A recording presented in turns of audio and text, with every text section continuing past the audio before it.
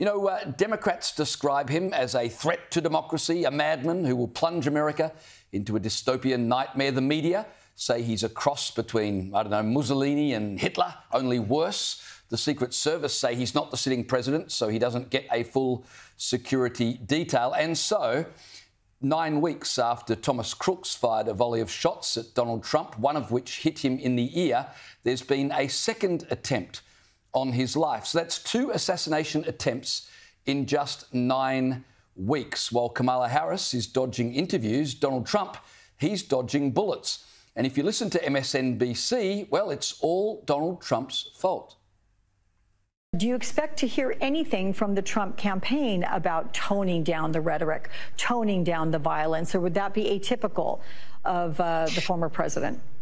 Well, Alex, remember back to the assassination attempt on President Trump's life and how, there was talk of a new tone, and then the Republican convention was, by Trumpian standards, muted. And it did seem like he was, just trying to take it down a few notches. But then by the end of his convention speech, we were kind of back to where we started.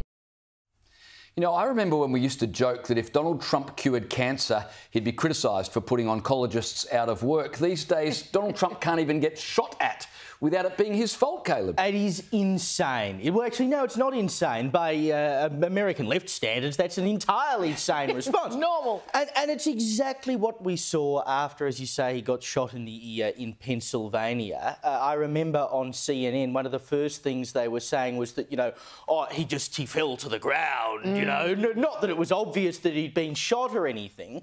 They wonder why things like this keep happening. If you try to blame the bloke who is being shot for being shot, you may have a small problem. It is exactly this kind of rhetoric that encourages people to go and do things like we saw today. Now this particular bloke, Ryan Ruth, however you want to pronounce his name, probably doesn't really matter at this point. He's clearly a nutter.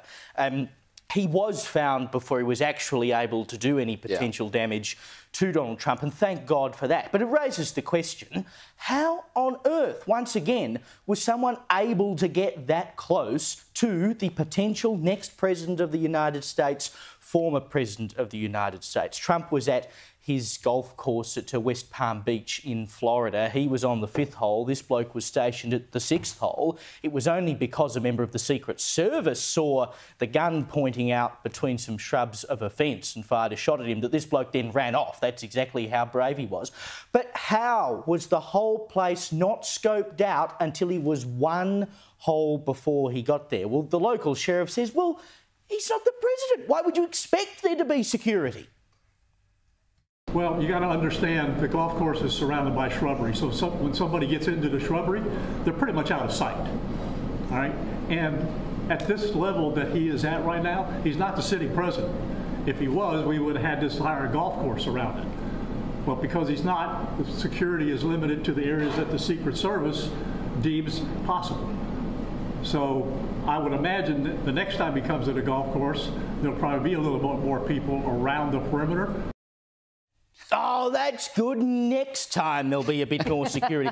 Maybe they would have thought after 9 weeks ago when he was shot at in Pennsylvania, perhaps now would be the time to have this was the next time. Like, for heaven's sake, how far behind the 8 ball can these people possibly be? And I sort of hadn't thought about this in depth since Pennsylvania. But when I heard this today, I started to have the thought that particularly if he becomes president, I suspect he's not going to die of natural causes. He's going to die because someone kills him. If it got this close a second time round to him being shot at, I'm almost convinced that at some point Donald Trump is going to be struck more severely than he was in the year, or he's going to be killed. It is that bad. People are that mad in America right now. Yeah, and it begs the question, how did this guy do it? Much like the first attempt on Trump's life, how did he do it without inside knowledge? How did he do it without inside help?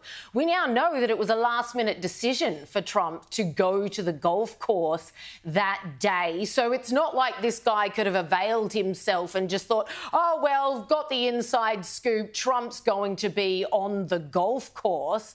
No, it was a last-minute decision. Trump Trump decided to take himself for a round, and this guy just happened to be at the right part of the golf course at the right time. Keep in mind, we're talking about a massive golf course, over 200 acres of wide open spaces. Anyone who's been to a golf course knows is wide open plains, except for the shrubs and trees over here, a bit of a waterway over there. What was this guy just running around the golf course, taking, undercover in this bush, running to the next lot until he would get within yards of the most assassinatable, that's a word as of now, man on the planet currently? How was this possible?